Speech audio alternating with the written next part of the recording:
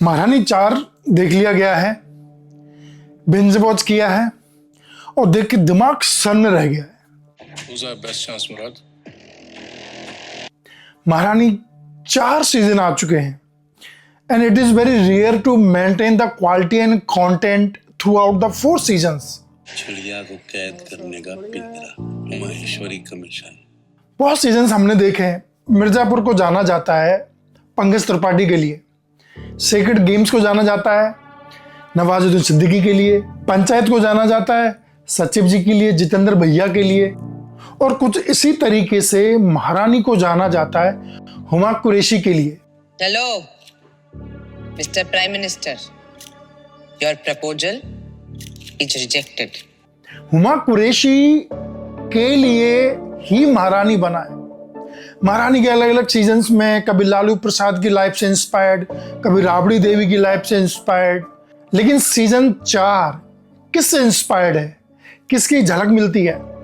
Lead star cast में जैसे कि अमित सियाल हो गए, विनीत कुमार हो गए, हुमा कुरैशी हो गई। इनकी एक्टिंग कैसी है, स्टोरी कैसी है, डायलॉग कैसे हैं, और इस बार डायरेक्शन कैसा है? चलिए एक एक करके बात करते हैं। सबसे पहले बात होगी स्टोरी की, बिना स्पॉइलर के। स्टोरी बहुत आज से जुड़ी हुई है और कल से भी जुड़ी हुई है।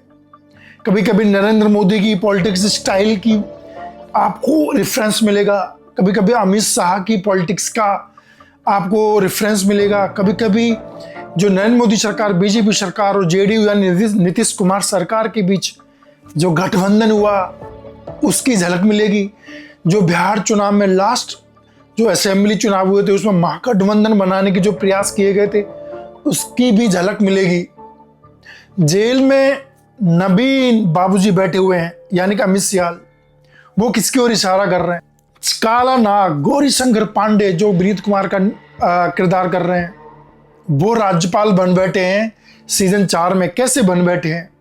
और एक तरीके से कहानी जहां पहले में शुरू हुई थी कि भीमा को मार दिया जाता है, यानी कि जो हुमा कुरैशी के पति थे, जहां से कहानी शुरू होती है, चौथा सीजन वहीं आके खत्म होता है क्योंकि इस बार उनके बड़े बेटे को मार दिया जाता है और वो उसको मारने की पॉलिटिक्स स्टोरी बड़ी ही दुर्दांत है, गंदी राजनीति को दिखाती है, गहरे संवाद दिखाती है।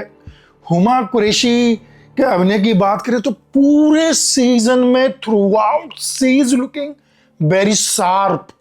सिर्फ एक सीन में ऐसा है कि वो अपने बेटे, बीच के बेटे से बात कर रही हैं, रोने का किरदार है, वहां पे वो थोड़ा सा मिसमैच कर रहा है क्योंकि जो उनका बेटा है जयप्रकाश का किरदार अर्नब सिंह ने निभाया है, वो हम उम्र लग रहे हैं और उनके बेटे नहीं लग रहे हैं। अगर पूरे सीजन, पूरे एपिसोड्स में इस एक सीन को छोड़ दें तो कहीं भी ऐसा नहीं लगता है कि ये कहीं से भी हुमा कुरैशी के लिए नहीं बना है।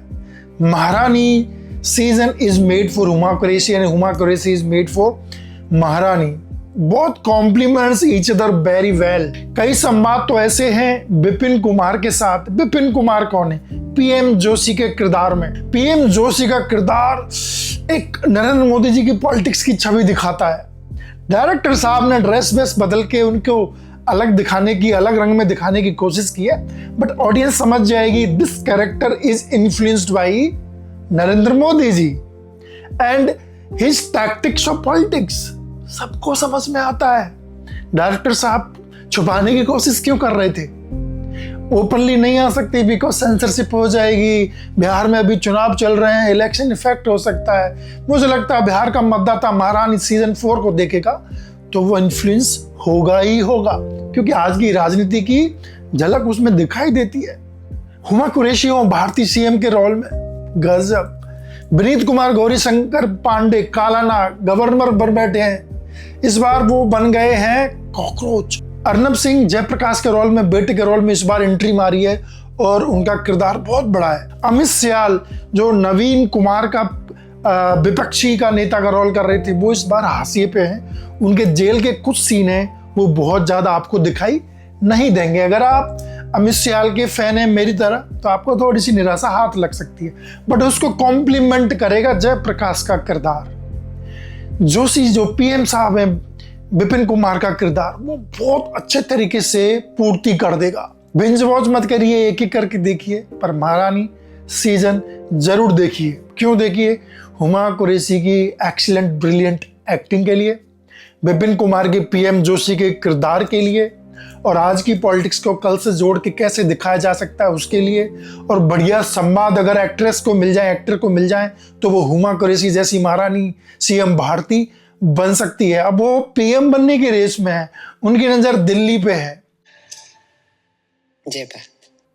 तो कैसे वो किरदार ग्रोथ कर रहा है उसको देखने के लिए आप जरूर देखें।